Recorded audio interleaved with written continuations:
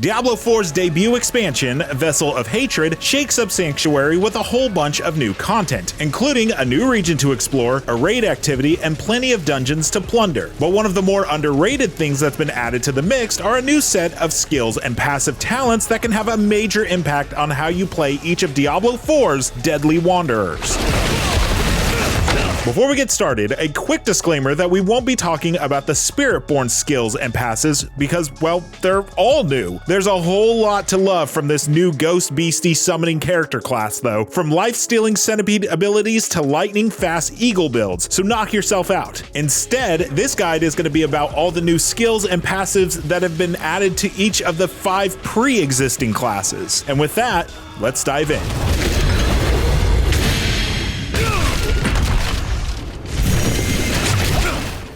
First up is the Barbarian, whose new skill, Mighty Throw, allows you to throw your weapon and watch it splash down on your foes to deal massive DPS and pulses of AoE damage over time. This enhanced perk gives you increased attack speed while you're parted from your weapon, and then you can further enhance it with either Fighter's Mighty Throw, which generates additional pulses and a barrier for you, or Warrior's Mighty Throw, which gives the skill a major damage increase and stuns enemies for 2 seconds. In short, this skill is all about switching weapons, tossing them away for big numbers, and repeating that process. For passives, we've got Barbed Carapace, which gives you thorns when spending Fury, grants you unhindered for using skills, and deals thorns damage to close enemies every second. Meanwhile, Heavy Hitter gives your ultimate skills more damage, Irrepressible grants Fortify when using weapon masteries, and Belligerence increases your DPS when using basic skills. Finally, there's the Force of Nature node on the Paragon board. This Barbarian mod can be accessed starting on your second board of the Paragon perk tree and gives your Earthquakes a bunch of extra DPS potential and a 75% chance to spawn a Dust Devil that deals damage as well.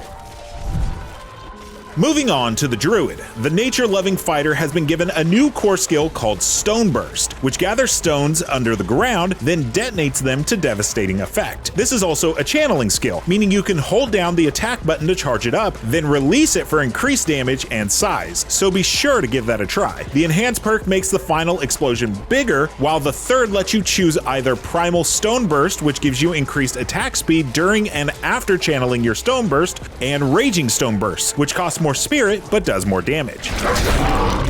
Passives include One with Nature, which gives you additional companions who do more damage and automatically summons wild beasts to join you on your adventure. Feral Aptitude makes you do more DPS while healthy or moving faster than your base speed. Catastrophe deals more damage after using your ultimate. Humanity lets you do more damage while in human form, and Backlash gives you more damage after casting a defensive skill. Then there's the legendary node, Untamed, which you can grab from the Paragon board, which gives you 4 ranks of companion skills after you've used another companion skill. The Necromancer has a powerful new ultimate ability called Soul Rift that corrupts all surrounding enemies with darkness damage over time, then absorbs the souls of corrupted enemies to grant you essence and a barrier. It's pretty dang powerful stuff.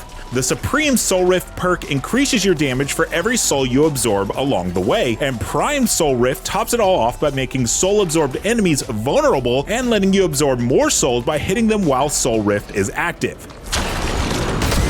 For passives, Necromancers get Affliction, which increases damage to enemies affected by Vulnerable, Crowd Control, or Shadow damage over time, and makes your Curse skills do more damage to afflicted enemies, and increases those affected by these status effects as well.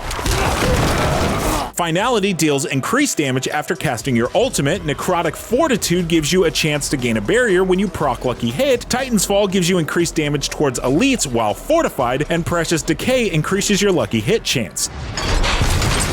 Finally, you've got the legendary node, Frailty, which makes cursed enemies take more damage from you and your minions, which increases further for each second they remained cursed.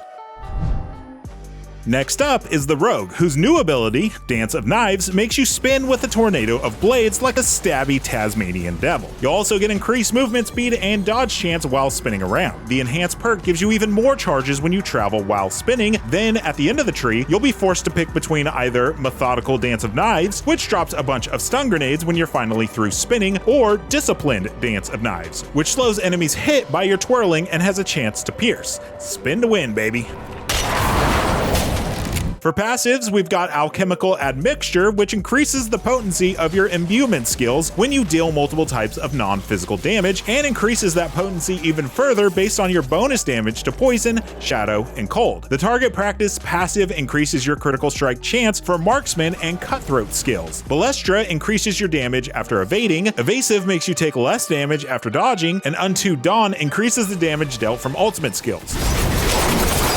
For the new legendary node perk, rogues have Dance Macabre, which greatly increases the damage of your next skill after you cast a mobility or subterfuge skill.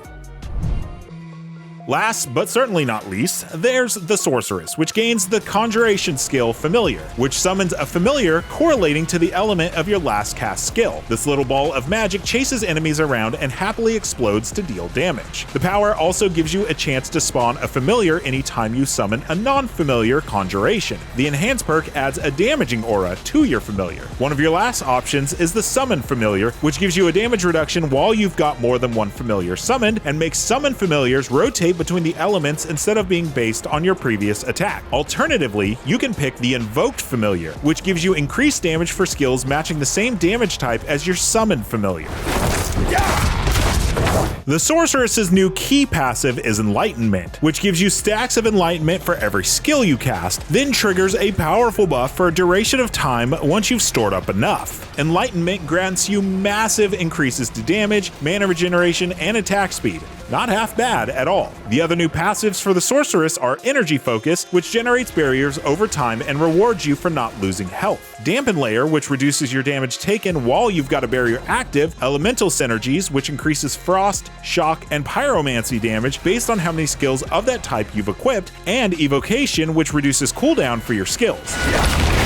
The legendary node, Fundamental Release, gives you major damage increases for each fire, lightning, or cold attack you make against an enemy, which is particularly useful when lobbing dozens of spells at a chunky boss. And that is a wrap. These are all the new skills and passives added to the old character classes in Diablo 4 as part of Vessel of Hatred's expansion. Which ones are you most excited to try out? Let us know in the comments. And for more, check out our guides on the biggest changes to Vessel of Hatred and our guide on where to find all the tenets of Akarat. And for everything else in heaven, hell, and everything in between, stick with IGN.